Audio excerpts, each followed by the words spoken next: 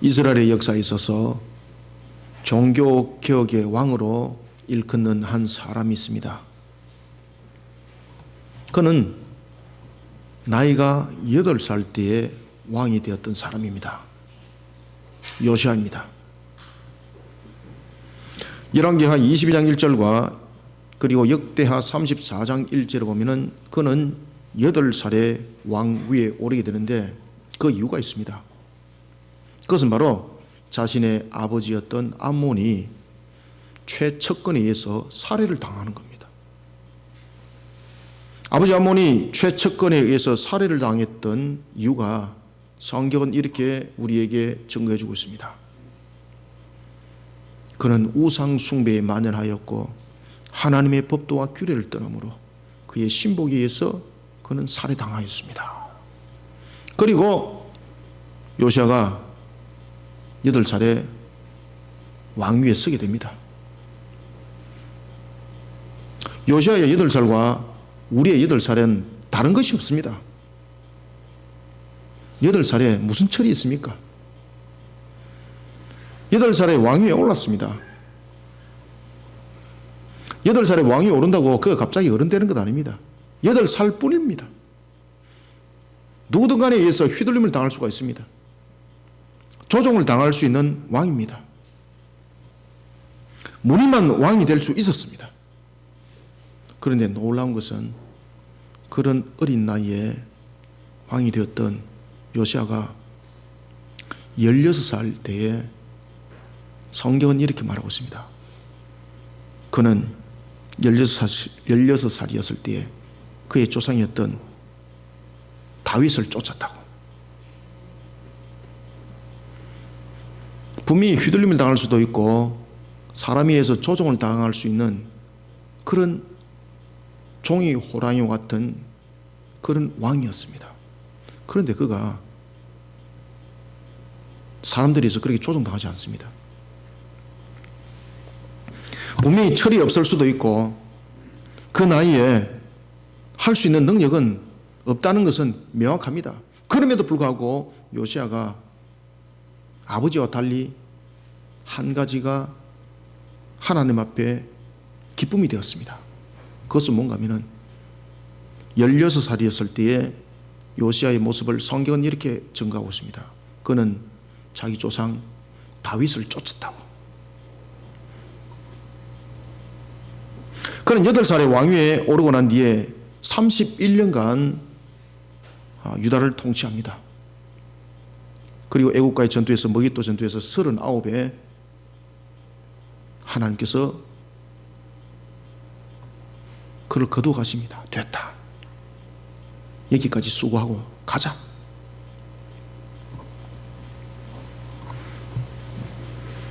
그런 31년간 그가 왕위에 있으면서 그가 흔들리지 아니할 수 있었던 가장 큰 근원은 그의 능력이 아니었고 자기 조상 다윗의 신앙을 쫓는 것이었습니다.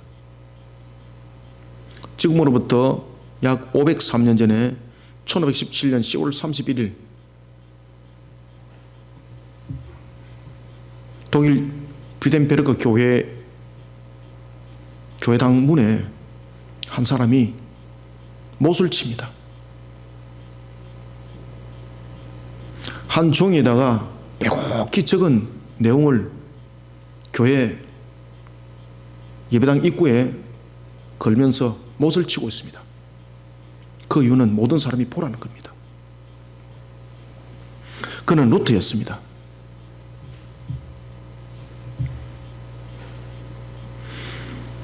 그는 로마 가톨릭의 잘못된 신앙을 99가지의 반박문을 통해서 질문하고 있고 그리고 그에 대해서 답을 주고 있습니다. 모든 사람이 볼 수 있도록 비덴베르크 교회당 문에 그가 그 99개의 반박문을 걸었을 때에 그 누구도 이것이 종교개혁을 일으킬 것이라고는 상상도 못했습니다. 루터는 신학자였습니다. 그리고 학생들을 가르치는 교수였습니다. 로마 교양청에서 볼 때도 루터의 그 행위를 그냥 단순한 하나의 해프닝으로 삼았습니다. 그래서 큰 제재를 가지를 못했습니다. 그리고 가지도 않았습니다. 그런데 이것이 전 세계를 뒤덮는 종교개혁이 되어버렸습니다. 이것이 거대한 태풍을 일으킬 것이라고는 그 어느 누구도 예상하지 못했습니다. 루터 자신도 말입니다. 여러분, 세상에는 종말이 반드시 옵니다. 하나님께서는 종말의 사실에 대해서 우리에게 이미 계시해 주셨습니다. 그러나 이 거짓된 세상은 이 사실을 묻어버리고 있습니다. 우리는 이것을 요시아처럼 루트처럼 밝혀내야 합니다. 요시아는 나라를 일깨우는 종교개혁을 일으켰다면 루터는 잘못된 교리를 일깨운 종교개혁을 일으켰습니다. 이제는 제2의 종교개혁이 일어나야 되는데 그것은 바로 종말을 바르게 증거하는 종교개혁이 일어나야 합니다. 우리는 환란의 때를 살아가고 있습니다. 요시아가 일으켰던 종교개혁, 루트가 일으켰던 종교개혁, 분명히 그 성격은 다릅니다. 그렇지만 동일한 점이 있습니다. 그것은 하나님의 말씀으로 돌아가는 것이었습니다. 우리는 종말의 때를 살아가고 있습니다. 분명히 요시아 시대와 다릅니다. 루터 시대와 다릅니다. 그럼에도 불구하고 우리는 제2의 종교개혁을 일으켜야 합니다. 하나님의 말씀으로 돌아가야 합니다. 그런데 하나님의 말씀 속에 돌아가야 될 것들 속에 핵심적인 내용이 무엇인가 하면 바로 종말에 관한 것입니다. 요시아는 나라의 정기를 바로 세우는 종교개혁을 일으켰다면 루터는 교리를 바로 세우는 그러한 종교개혁을 일으켰습니다. 이 시대의 종교개혁은 그러한 종교개혁이 아니라 종말의 심판에 관한 바른 예언의 말씀을 일으키는 종교개혁이 되어야 합니다. 우리는 오늘 요시아와 루트를 통해서 우리는 어떤 제2의 종교개혁을 일으켜야 되는가, 어떤 종말론적 종교개혁을 일으켜야 되는가, 우리는 세 가지 관점으로 이 사실을 보도록 하겠습니다. 먼저 우리가 1절을 한번 읽어봅시다. 시작. 왕이 보내 유다와 예루살렘의 모든 장로를 자기에게로 모으고. 아멘. 왕이 사람을 보냈다는 거죠. 유대와 예루살렘의 모든 장로들을 자기에게로 모았다는 겁니다. 그죠? 왜 모았을까? 그러면 모았다는 이것은 어떤 의미를 가지고 있을까? 그가 왜 모았을까? 22장부터 보면은 왜 장로들을 자신에게 모았는지 그 이유를 알게 됩니다.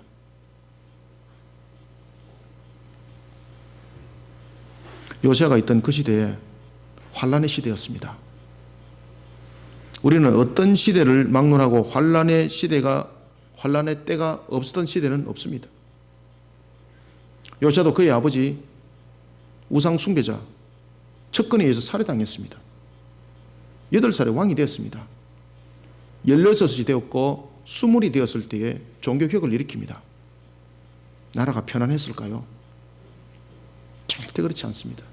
아버지의 그 영향력이 그때까지 지배했습니다. 아주 전체를 지배하였고 그리고 지대하였습니다. 그런 그가 16살 때에 자기 조상 다윗의 신앙을 쫓아가면서 그 상황을 보니까 이거 아니거든요. 야, 이러다가 나라가 망했구나. 이러다가 하나님께서 나라를 거둬가시겠구나. 그럼 그가 백성들을 모은 겁니다. 무슨 목적이었을까요? 바로 종교개혁을 일으키기 위해서 모은 겁니다. 우리는 먼저 1절을 통해서 첫 번째, 우리는 종말에 어떤 종교개혁을 일으켜야 되는가?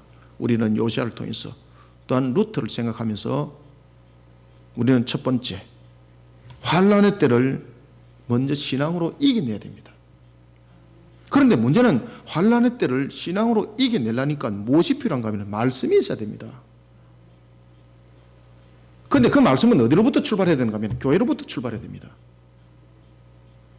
따라서 우리는 첫 번째, 환란의 때를 신앙으로 이겨나가도록 하나님의 말씀으로 교회가 먼저 방주로 만들어져야 합니다. 종말의 종교개혁은 그렇게 일어나야 됩니다.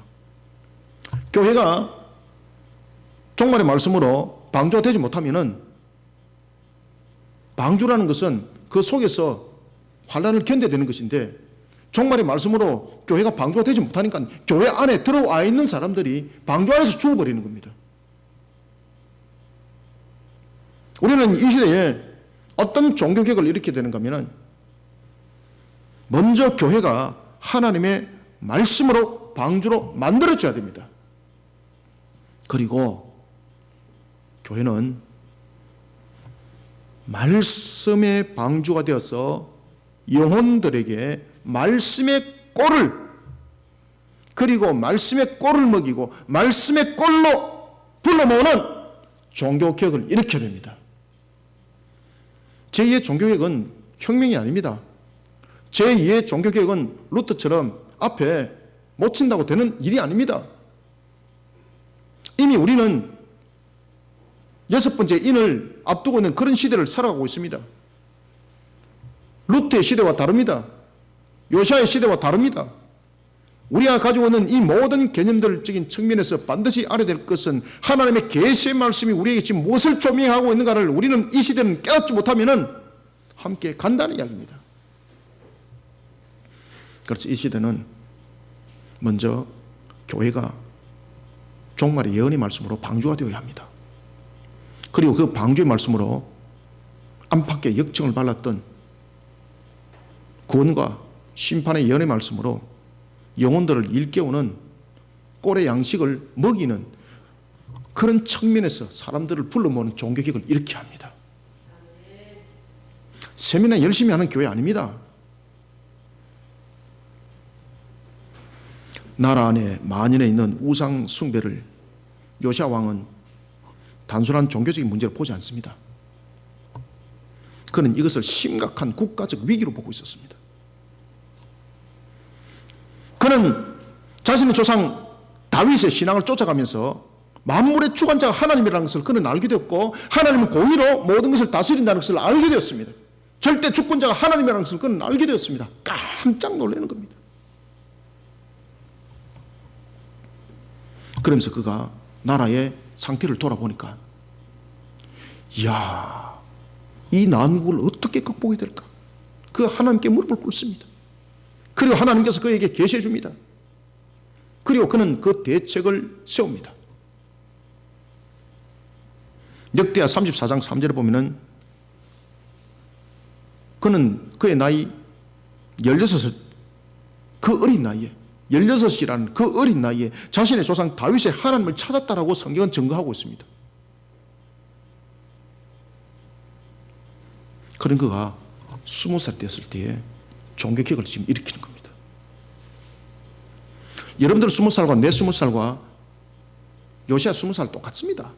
철없는 거 똑같습니다. 그런데 그 20살을 바꿔버리는 겁니다. 다윗의 신앙 속에 들어갔던 그 요시야를 철없는 20살이 될 수 있는, 혈기가 왕성해지고 혈기가 왕성하여 육신인만이 앞설 수 있는 그 나이, 그 숨을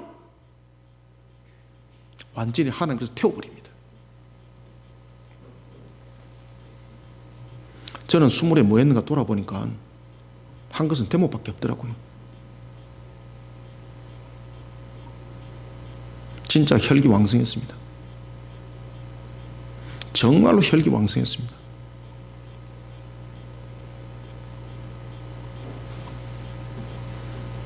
신앙 안에서 불태워지지 못하니까 혈기만 남아있었던 겁니다.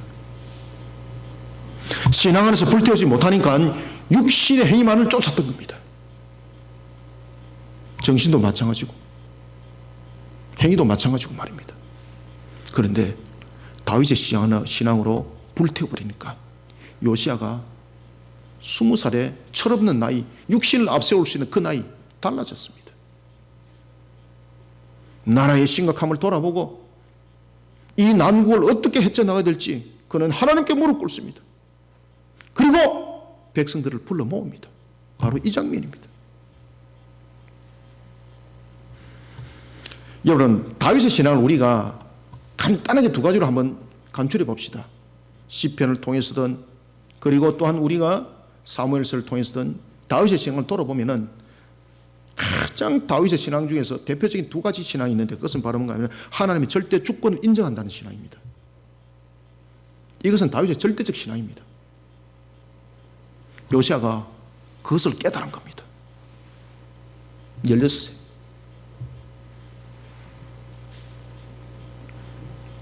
그런가 하면은 두 번째는 다윗의 신앙을 돌이켜보면은 시편의 내용들을 다윗이 기록했던 내용들을 전체 총정리를 하면은요, 다윗은 항상 하나님의 공의를 떠나지 아니하려고 엎드린 신앙이었습니다. 하나님의 공의는 반드시 값이 있다는 것 다윗이 알았거든요. 이런 다윗의 절대적 신앙을 대변하고 있는 사건이 두 사건이 등장합니다. 바로 사무엘하 6장에 보면은 언약궤를 예루살렘으로 이동하는 사건이었고, 그리고 사무엘하 7장에 보면은 성전을 짓고자 하는 마음이었습니다. 그 마음들이 이런 신앙에서 전부 다 우러났던 것입니다. 요시아가 그것을 본 겁니다.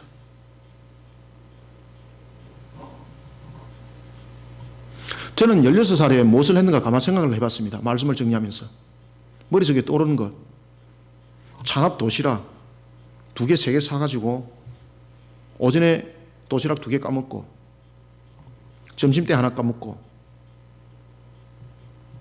저녁 수업 시간에 야참 먹으러 휴게소 가고, 그때 그 즐거움. 그런데 요시아는 종교개혁에 출발을 하고 있었습니다. 우리가 어떤 상황과 어떤 형편 속에 놓여 있더라도 저와 여러분들이 하나님 안에 우리의 모습들을 비춰보고 내려놓았을 때에 우리의 인생과 우리의 진행해 나가는 방향이 달라집니다. 하나님 기뻐하는 거죠. 하나님을 향한 다윗의 신앙을 본으로 삼았던 요시아 왕, 나라의 우상 숭배를 심각한 나라의 위기로 여기게 됩니다. 하나님의 공의에 따른 진노의 값은 피할 수 없다는 것을 그는 알게 된 겁니다. 이 나라 외에도 마찬가지입니다. 하나님의 진노가 피할 수 없습니다.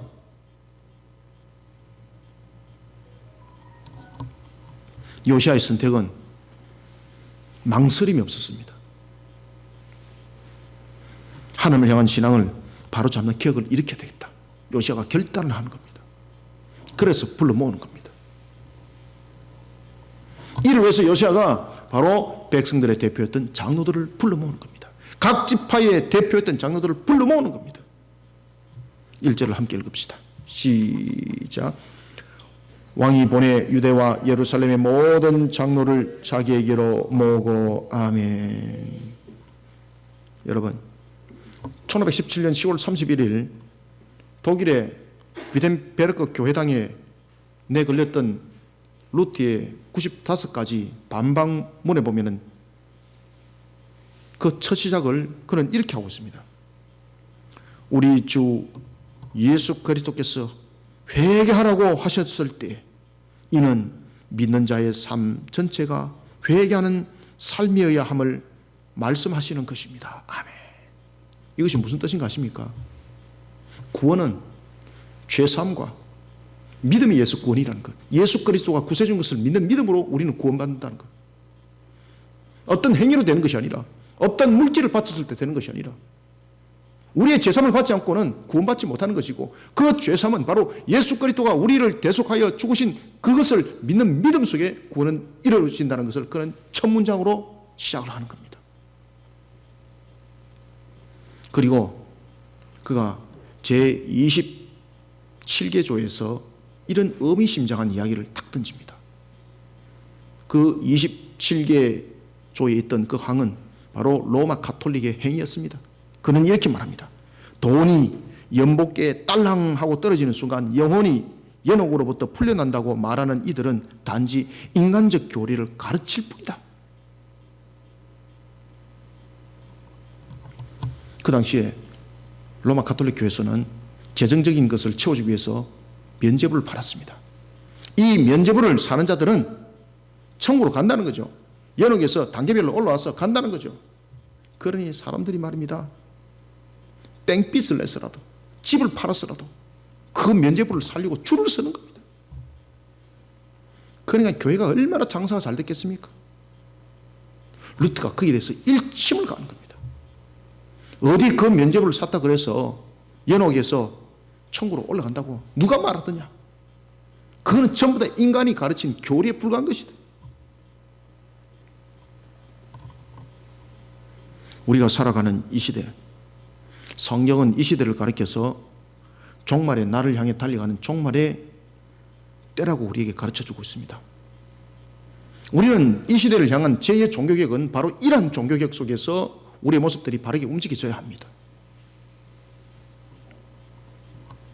하나님께서는 말씀을 통해서 우리에게 이 사실을 계시해 주셨습니다. 그러나 세상은 이것을 하나의 종교적인 행위라고 치부하고 있습니다. 우리는 요시아처럼 루터처럼 이 시대를 깨워야 합니다. 요시아와 루터의 공통점을 보십시오. 이 둘의 공통점은, 그들이 종교개혁을 일으켰던 공통점은 법적인 제도 개선이 아니었습니다. 어떤 사람의 능력을 앞세우는 그런 개혁이 아니었습니다. 하나님의 말씀으로부터 시작했습니다. 열왕기하 22장 3절 이하에 보면은 요시아의 본격적인 개혁은 hil기야가 다른 왕들이 그냥 내팽개쳤던 율법책을 발견함으로부터 시작됐습니다. 요시아가 사람들을 불러 모읍니다. 루터의 종교개혁은 95개조 반박문이 발단이 됩니다. 그리고 라틴어로 기록이 되었던 성경을 루터가 독일어로 번역하면서 이것이 사람들에게 읽혀지기 시작합니다. 그러면서 종교개혁이 불길을 태웠던 겁니다. 사랑하는 성도 여러분, 환란의 때를 신앙으로 이겨나가도록 요시아처럼 그리고 루터처럼 교회를 먼저 하나님의 말씀으로 심판을 면할 수 있는 방주를 먼저 만들어야 합니다. 루터가 종교개혁을 일으킬 때에 그는 종교개혁을 일으키겠다라는 그런 생각을 가지고, 그런 사상을 가지고 95개조를 비텐베르크에 그런 것 아닙니다. 그가 독일어로서 성경을 번역했을 때에 독일 사람들에게 히트 치려고 번역한 것 아닙니다. 모든 사람들에게 하나님의 말씀을 읽을 수 있도록 길을 열어줘야 되겠다. 종교개혁은 세 가지의 큰 요소로 활력을 띠기 시작합니다. 첫 번째는 이 종교개혁은 바르지 못한 교리를 고발함으로 시작됩니다. 그리고 두 번째는 번역입니다. 그 당시에는 성경을, 신부들 외에는 성경을 읽을 수가 없었습니다. 예배당에 예배를 드리러 오는데 일반 평신도들에게는 성경이 주어지지 않았습니다. 신부가 그냥 앞에서 라틴어로 자기 혼자 그냥 읽는 겁니다. 그러니까 누가 그 말씀에 대해서 깨닫겠습니까? 종교개혁의 두 번째는 바로 번역이었습니다. 모든 독일 사람들이 독일어로 성경을 읽도록 루터가 번역을 했던 겁니다. 그 다음에 세 번째는 인쇄업이었습니다. 아무리 번역을 하면 무슨 소용이 있습니까? 책을 만들어야 되지. 그래서 인쇄술로 해서 이 세 가지로 인해서 종교개혁은 활력을, 불을 태웠던 것입니다. 이 시대도 마찬가지입니다. 먼저 교회가 말씀의 방주가 되어야 합니다. 말씀의 방주가 되어서 이 말씀으로서 자신들만이 가지고 있는 마치 신보 같은 그런 행사를 해서는 안 되는 겁니다. 이 말씀을 가지고 루터가 번역을 했던 것처럼 꼴의 양식을 먹이는 그런 종교개혁이 일어나야 합니다. 하나님의 말씀을, 그리고 하나님의 말씀으로 심판의 날을 면할 방주를 교회가 먼저 만들어져야, 그리고 만들어져야 됩니다. 그리고 교회는 방주가 되어서 영혼들을 말씀으로 불러 모으는 종말의 종교개혁을 일으켜야 합니다. 말씀이 살아있지 못한 교회는 이미 물속에 침몰한 배입니다. 그 속에 들어있는 자들은 이미 죽은 겁니다. 영혼을 불러 모으고 그 영혼을 살릴 수 없습니다. 아무리 세미나로 아무리 축제장치를 하여서 교회에 많이 갖다 앉혀놔도 죽은 영혼입니다.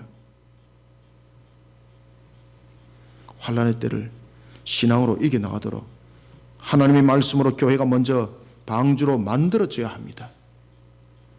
교회는 말씀의 방주가 되어서 영혼들을 말씀이라는 꼴의 양식으로 그들을 살찌워야 되고, 그리고 그 말씀으로 불러 모으는 그런 종교개혁을 일으키는 교회가 되어야 합니다. 우리는 이 사명을 흔들림 없이 틀림없이 분명하게 수행하는 종말에 또한 성도들이 되기를 소망합니다. 두 번째는 우리가 어떤 종말의 종교개혁을 일으켜야 되는지 2절을 한번 읽습니다. 시작. 이에 왕이 여호와의 성전에 올라가매 유다 모든 사람과 예루살렘 주민과 제사장과 선자들과 모든 백성이 노소를 막론하고 다 왕과 함께 한지라. 왕이 여호와의 성전 안에서 발견한 언약책의 모든 말씀을 읽어 무리의 귀에 들리고. 아멘. 자, 두 번째 여러분 주목하십시오. 지금 왕이 어디를 오릅니까? 여호와의 성전이라고 말하고 있습니다. 여러분들 일반적으로 왕이 백성들을 불러 모으면은 어디에 앉아서 불러 모읍니까? 자신의 왕 보좌에서 앉아서 불러 모읍니다. 그죠? 그래야만이 권위가 있고 권세가 있거든요. 근데 지금 왕이 지금 어디서 불러 모읍니까? 성전이라니까요. 성전은 자신이 왕이 아닙니다. 자신의 위에 하나님이 계심을 먼저 선포한 상태에서 서는 겁니다. 누가 그렇게 했을까요? 다윗이 그렇게 했습니다. 사무엘의 7장에 보면 다윗은 하나님이 대왕이시고 자신은 그 밑에 신복인 것을 고백합니다. 지금 요시아가 성전에 올라와서 거기에 섰다는 것은 바로 다윗의 그 신앙 속에서 지금 모든 종교개혁은 일어나는 것입니다. 두 번째는 우리가 어떤 종말의 종교개혁을 일으켜야 되는가? 두 번째는요, 언약의 말씀입니다. 언약의 말씀을 세상의 영혼들에게 들려주면서 이로 인하여 그들의 인격이 깨어나도록 말씀의 능력을 통한 종말의 종교개혁을 일으켜야 됩니다. 자신의 권위와 자신의 권세의 좌석이 아니라 하나님이 왕이라는 사실, 하나님이 모든 것을 다스린다는 그 사실 안에 그 주권적 속에 종교개혁은 일어나야 됩니다. 대제사장 hilki야에 의해 발견된 율법책은 요시아로 하여금 불법과 타락과 우상 숭배 속에 만연해 있던 나라를 개혁하게 만드는 원동력이 됩니다. 하나님의 말씀을 들었던 요시아, 그가 먼저 하나님의 말씀을 듣습니다. 그 요시아가 각 지파의 장로들을 자기에게 불러 모읍니다. 그리고 그가 올라갔던 곳은 바로 권위와 권세를 상징하는 왕의 보좌가 아니었습니다. 오히려 그가 하나님의 다스림을 받고, 그리고 진정한 왕은 하나님이라는 그런 사실을 고백했던 다윗의 모습처럼 그는 백성들을 불러 모을 때에, 종교개혁을 일으킬 때에 그는 백성들의 대표를 왕이 보좌 앞으로 불러 모으지 않습니다. 성전으로 불러 모읍니다. 노소를 막론하고 모든 백성이 왕과 함께합니다. 이때 요시아 입이 열립니다. 그리고 그때 요시아 입이 열렸을 때에 그는 무리들을 향해서 바로 성전에서 발견한 율법책을 큰 소리로 낭독했다고 말하고 있습니다. 그리고 성경은 열왕기상 23장은 그 율법책을 언약의 책이라고 말하고 있습니다. 분명히 요시아가 읽은 것은 율법책이었습니다. 그런데 왜 열왕기하 23장에서는 이것을 언약의 책이라고 말했을까, 여러분들요?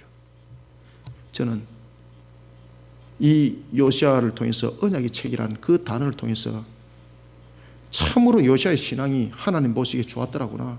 그래서 하나님께서 요시아를 30대에 데려가셨구나. 머깃도에서 데려가셨구나. 여러분들, 지금 여기서 본문에서 기록하고 있는 특히 2절에서 보면은 언약 책의 모든 말씀을 읽었다라는 부분들은 분명히 율법책을 읽었다는 이야기거든요. 그러면 율법책을 읽었는데 왜 이것을 언약책으로 말했는가라고 말하는 것은 백성들이 그리고 자신의 모습이 하나님 앞에 죄인이라는 것을 고백하는 겁니다.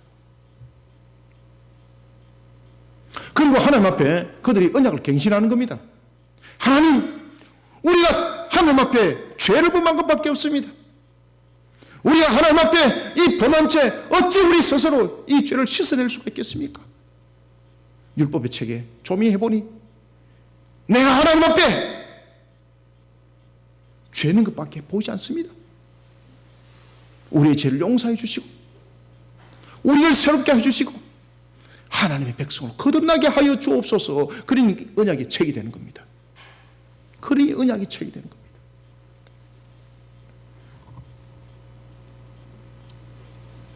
이 절을 한번 읽읍시다. 시작. 이에 왕이 여호와의 성전에서 올라가며 유다 모든 사람과 예루살렘 주민과 제사장들과 선자들과 모든 백성이 노소를 막론하고 다 왕과 함께 한지라. 왕이 여호와의 성전 안에서 발견한 언약책의 모든 말씀을 읽어 무리의 귀에 들리고. 아멘. 언약의 갱신을 위한 자리에 참여한 모든 백성들이 다 같이 들을 수 있도록 말씀을 낭독합니다. 백성들에게 공개적으로 들려줍니다. 영혼들을 일깨웁니다. 그렇게 영혼들을 일깨우니까 회개함이 나오는 겁니다. 그러니 언약 갱신이 되는 겁니다. 그래서 언약 책인 겁니다. 요시아가 일으켰던 종교개혁은 나라의 흥망성쇠를 가름하는 잣대였습니다. 자신의 조상 다윗의 하나님을 찾았던 그는 만물의 절대 주권자 되시는 하나님을 욕되게 하고는 어떤 모습으로도 나라가 복되지 못하다는 사실을 그는 알았던 겁니다. 그런데 이 나라를 보십시오. 얼마나 하나님 앞에 교만하고 오만한지. 하나님의 공의의 값이 있습니다. 정말로 떨립니다. 두렵습니다. 우리는 제2의 종교개혁을 일으키지 않고는 살아날 길이 없습니다.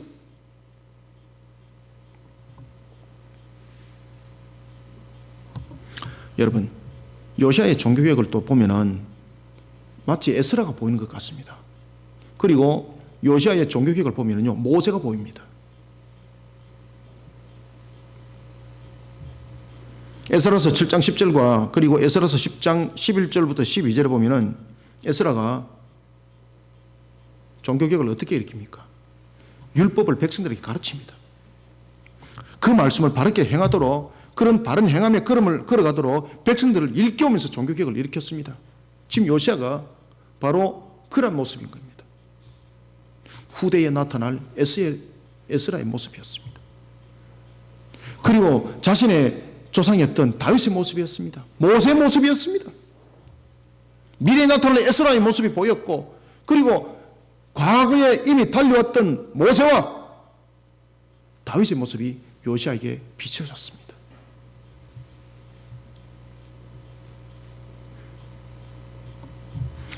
요시아의 종교개혁은 어떤 프로그램을 통해서, 어떤 법적인 제도의 강화를 통해서 이끌어간 것이 아닙니다. 지금 보면 영혼들을 언약의 말씀으로 가르칩니다. 그 말씀을 듣도록 합니다. 그리고 그들을 인격적으로 일깨웁니다. 로마서 10장 17절에 보면은 이런 말씀이 있습니다. 그러므로 믿음은 들음에서 나며 들음은 그리스도의 말씀으로 말미암느니라. 아멘. 여러분, 제도의 개편과 그리고 프로그램으로는 영혼들을 절대 일깨우지 못합니다. 인격을 일깨우는 개혁이 일어나야 됩니다. 그러기 위해서는 바른 말씀의 선포가 되지 않으면 인격은 깨어 일어나지 못합니다. 언약의 말씀을 세상의 영혼들에게 들려줘야 합니다. 그들의 인격이 깨어나도록 말씀의 능력을 통해서 제2의 종교개혁을 일으켜야 됩니다. 말씀의 능력으로 세상에, 그리고 세상을 향하여서 우리는 선포하는 일을 통하여 세상을 인격적으로 일깨우는 그런 종말의 종교개혁을 일으키는 우리 모두가 우리 거리심교회가 되기를 소원합니다. 그 다음에 세 번째, 우리가 어떤 종말의 종교개혁을 일으켜야 하는가? 3절을 한번 읽어봅니다. 시작. 왕이 단 위에 서서 여호와 앞에서 언약을 세우되 마음을 다하고 뜻을 다하여 여호와께 순종하고 그의 계명과 법도와 율례를 지켜 이 책에 기록된 이 언약의 말씀을 이루게 하리라 하며 백성이 다 그 언약을 따르기로 하니라. 아멘. 세 번째는 하나님의 말씀으로 전신갑주를 입혀야 합니다. 그리고 그 말씀을 지켜 순종하는 걸음이 되도록 신앙의 각도에서 이들 이끌어가는 종말의 종교 개혁을 일으켜야 합니다. 우리는 이 종말의 종교 개혁을 신앙의 각도적인 측면에서 바라보지 못하고 세상적인 측면에서 타협을 일삼는다든지 그리고 또한 어떤 편법적인 방법 속에서 이런 속에 우리가 종말에 관한 종교개혁을 일으킨다면 그건 이미 끝나는 겁니다. 아무 효력이 없습니다. 하나님의 말씀으로 전신갑주를 입히고 그 말씀을 지켜 순종하는 걸음이 되도록 신앙의 각도적인 측면에서 이끌어가야 됩니다. 횟수를 들어서라도 말입니다. 왜냐하면 종말의 종교개혁은 철저한 영적 전투가 그 속에 놓여 있기 때문입니다. 엄란한 영으로는 안 됩니다.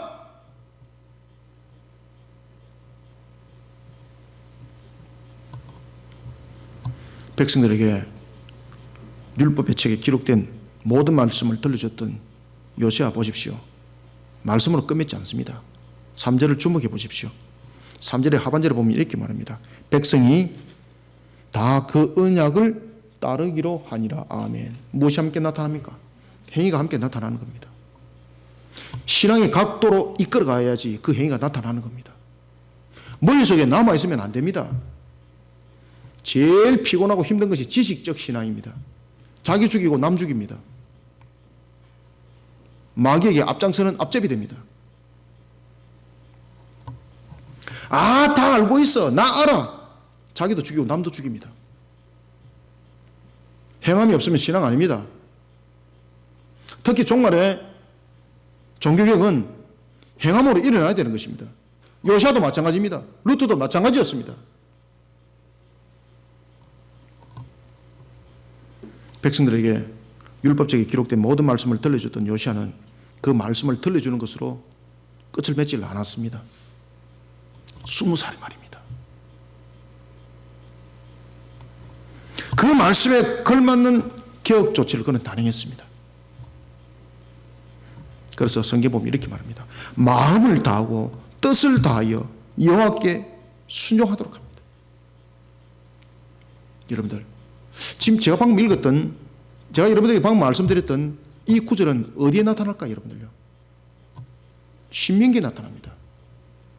이 말씀을 제일 먼저 선포했던 사람이 바로 모세였습니다. 그래서 제가 요시아를 보면은 모세가 보이고, 요시아를 보면은 다윗이 보이고, 요시아를 보면은 후대의 에스라가 보인다고 말을 했던 겁니다, 제가.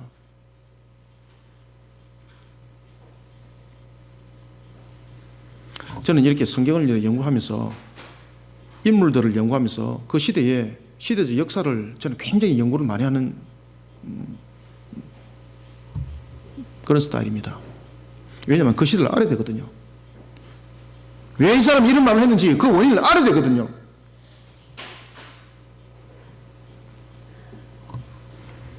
여러분, 과거 모세가 가나안의 정복을 눈앞에 두고 있는 이스라엘 백성들에게 윤이 남긴 설교가 신명기에 있습니다. 26장 11절 16절에 보면 그는 이렇게 말합니다.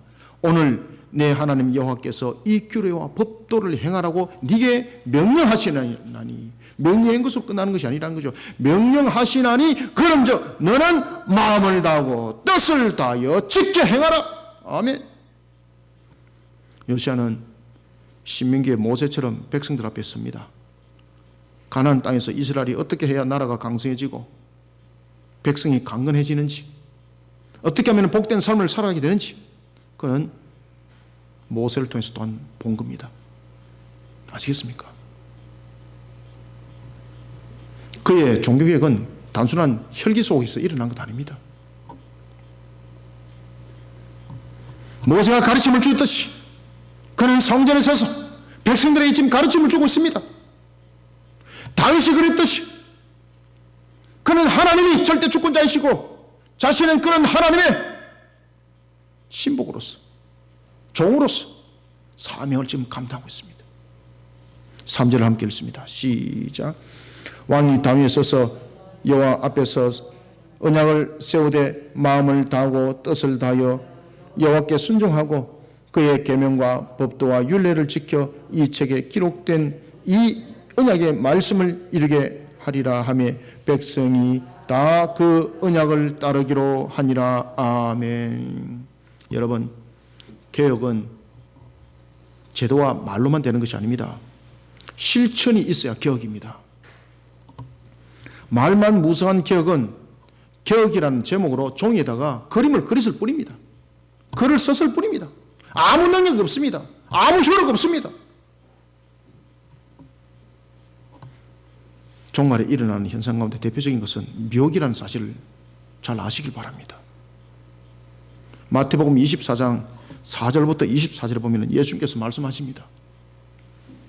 거짓 그리스도와 거짓 선자들이 많이 나타나서 미혹할 것이라고. 그러니 너희들은 미혹받지 않도록 주의하라고. 요한계시록 13장 11절부터 14절은 두 짐승의 미혹이 있을 것을 우리에게 계시해 주고 있습니다. 우리는 종말의 때를 살아가고 있습니다. 종말의 종교개혁은 더 강력한 영적 전투 속에 놓여지게 됩니다. 말씀으로 전체갑주 입지 않으면 안 됩니다. 그렇지 않으면 미혹하는 적그리스도 세력에 의해서 먹힘을 당합니다. 그런데 더 중요한 것은 이 말씀을 머리로 아는 것은 나를 죽이고 남도 죽인다는 이야기입니다. 머릿속으로만 알고 이것을 행위 속에 나타내지 못하니까 아담도 죄를 범하잖아요. 하나님께서 우리에게 주신 말씀이 있으면 실천이죠. 종교개혁은 혁명이 아닙니다. 하나님의 말씀의 실천입니다.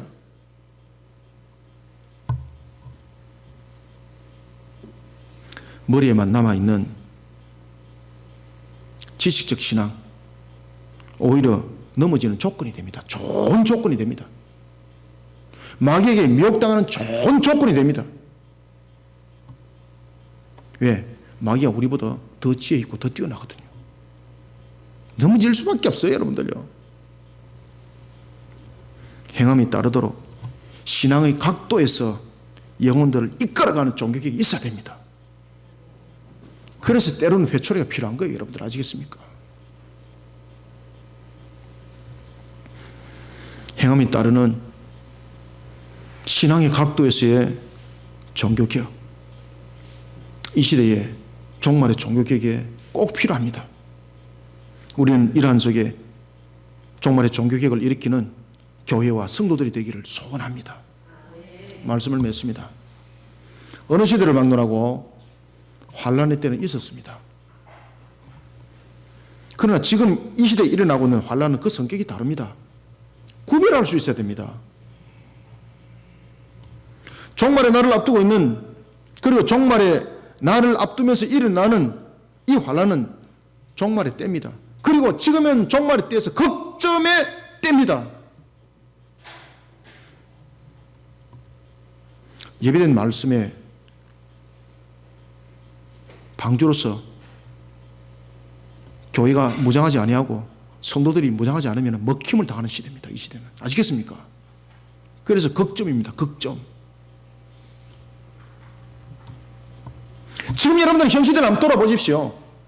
로마 가톨릭에서 교황이 뭐라고 말했습니까? 기가 막힌 이야기를 했죠. 우리는 동성 연애자 부분들을 가슴으로 안아야 된다고 말이에요. 그들을 받아들여야 된다고 말이죠. 그것이 사랑인가요? 자기가 하나님인가요? 하나님의 창조의 근본과 그 원리를 깨뜨리는 속에서 마귀의 행각을 하고 있습니다. 세상 사람들 듣기에는 아주 좋죠.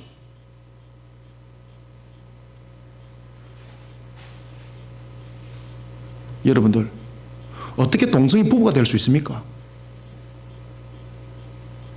동성 속에서는 사랑이 우정입니다. 그것이 그것이 어떻게 육신적 사랑으로 변화될 수 있습니까? 그러니 소돔과 고모라 사건 터진 거죠.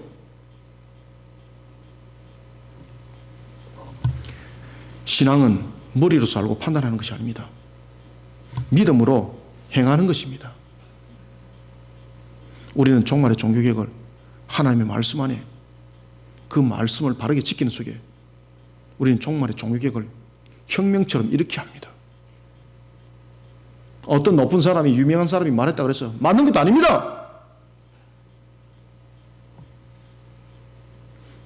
루터는 종교개혁을 일으키는데 오히려 그는 그 종교개혁을 짓밟고 있습니다. 사랑하는 성도 여러분, 행함이 따르도록 신앙의 각도에서 우리는 영혼들을 바르게 일깨우는 측면에서 회초리를 드는 것을 두려워하지 말아야 합니다. 이런 속에 우리는 종말의 종교개혁을 일으키는 우리 거리심교회 성도들이 되기를 소망합니다. 말씀을 맺겠습니다. 우리는 세상적인 방식으로 종교개혁을 일으키면 안 됩니다. 교회가 말씀의 방주가 되어야 됩니다. 그리고 일단 말씀의 방주로서 말씀의 꼴을 먹이는 제2의 종교개혁이 일어나야 됩니다.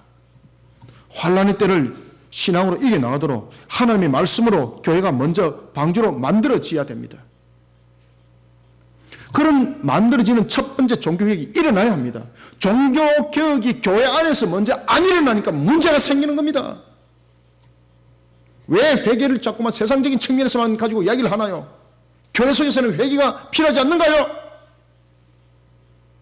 지금 가장 잘못된 것은 순서가 잘못됐다는 이야기입니다.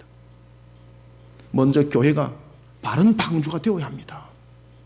썩어 빠진 방주가 되었고 물샌 방주가 되니까 교회 속에 사람만 끌어모으니까 아무 영향력이 없는 거예요. 그러니 교회를 영업장이라고 말하는 거예요. 환란의 때를 신앙으로 이겨나가도록 하나님의 말씀으로 교회가 먼저 방주로 만들어지는 첫 번째 종교개혁이 일어나야 합니다. 그리고 교회는 말씀의 방주가 되어서 영혼들을 말씀의 꼴의 양식으로 불러 모으고 그들이 먹이는 두 번째 종교개혁을 일으켜야 합니다. 세미나가 아닙니다.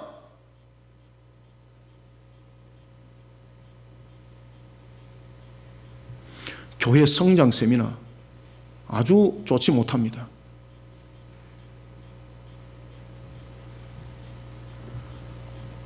우리는 언약의 말씀을 세상의 영혼들에게 들려주면서 그들의 인격을 일깨워야 됩니다. 그리고 세 번째 종교개혁은 우리가 하나님의 말씀으로 전신갑주를 입혀야 됩니다. 그런가 하면 신앙의 각도로서 이들을 이끌어가는 종교개혁을 일으키는 그런 교회와 성도들이 되어야 합니다. 1517년 10월 31일 루터의 시작은 세상을 종교개혁으로 이끌어갔습니다. 그가 처음부터 종교개혁을 일으키려고 했던 것 아닙니다. 그의 한 행위가 종교개혁이 되어버린 겁니다. 하나님이 이끌어갔던 겁니다. 하나님이 이끌어갔던 겁니다. 하나님이 만들어갔던 겁니다. 그것을 하나님의 주권이라고 말하는 겁니다. 사랑하는 성도 여러분, 종말을 향한 제2의 종교개혁을 우리는 시작해야 됩니다. 언제 시작할 것인가 아니라 지금부터 시작해야 됩니다. 우리의 한 걸음으로부터 세상을 일으켜야 합니다. 루트의 종교개혁이 그렇게 시작되었습니다. 요시아의 종교개혁이 그렇게 시작되었습니다. 내일이 아닙니다. 지금입니다. 당장입니다. 그러면서 하나님의 절대적 주권은 능력으로 나타나게 되어 있습니다. 우리의 능력으로서는 어떤 변화도 일으킬 수 없습니다. 그렇지만 우리의 한 걸음을 통해서 하나님은 기뻐하시고 그런 우리의 걸음을 통해서 주님은 역동적으로 만들어 가신다는 사실입니다. 이러한 속에 우리는 제2의 종교개혁을 시작해야 됩니다. 우리의 한 걸음으로 세상을 일으킵시다. 주님과 함께 세상을 향해 제2의 종교개혁을 일으키는 저와 여러분들이 되기를 주님의 이름으로 축원합니다. 살아계신 아버지 하나님, 주님의 은혜를 감사드립니다. 오늘도 우리를 이끌어 인도하시는 살아계신 하나님, 우리를 능력 가운데에 이끌어 인도하여 주시고 우리를 하나님의 주신 은혜 속에 이끌어 인도하여 주실 때 오늘 주신 말씀대로 제2의 종교개혁을 일으키는 주님의 절대 주권이 임하기를 소망합니다. 우리의 능력으로 어찌 개혁이 일어나겠습니까? 이제 종말의 극점에 다다른 우리의 모습들을 돌이켜볼 때 하나님의 말씀으로 우리의 근본들을 깨우지 아니하면 아니 되겠고, 또한 교회가 먼저 말씀의 방주로 세우지 아니하고는 어떤 것도 우리가 주님의 뜻을 바르게 세울 수 없다는 것을 다시 한 번 더 조명해 봅니다. 먼저 우리의 모든 교회들이 하나님의 바른 말씀으로, 바른 교리로, 예수 그리스도 십자가로서 바른 방주가 되게 하여 주옵소서. 그런가 하면 교회가 말씀의 꼴의 양식으로 세상 향해서 그 양식을 먹이고, 또한 그 양식으로 양육하는 사에게 힘을 더하게 하여 주옵소서. 루터가 일으켰던 종교개혁은 어떤 한 개인의 능력이 아니었습니다. 그의 출발로 인하여 하나님의 절대 주권이 나타남이었습니다. 오늘도 우리의 한 걸음을 통하여 우리에게 제2의 종교개혁을 일으키게 도와주옵소서. 망설임이 없이 이 모든 사역들을 오늘 주신 말씀에 순종하여 감당키를 소망합니다. 나의 한 걸음부터 세상은 종교개혁이 일어난다는 사실을 알고 오늘도 종말의 종교개혁을 하나님이 주신 은혜 속에 잘 감당해 나가는 우리 거리심교회 되게 하여 주시고, 그 사역을 함께 동력을 이루어나가는 일에서 기쁨으로 사명사에게 헌신하며 감당하는 우리 모든 성도들이 되게 도와주시옵소서. 이런 속에 우리 모든 모습 하늘의 문을 열어주시고 기름을 부어 주님이 이끌어 인도하는 절대 주권 속에 하나님의 열매로 모든 것이 맺혀지게 또한 성령님 도와주시옵소서. 우리의 연약함을 아시고 부족함을 아시는 하나님, 오늘도 종의 입술을 통해 선포된 말씀이 주님의 꼴의 양식으로 열매로 나타나기를 소망합니다. 성령님 역사하여 주옵소서. 예수님의 이름으로 기도드립나이다. 아멘.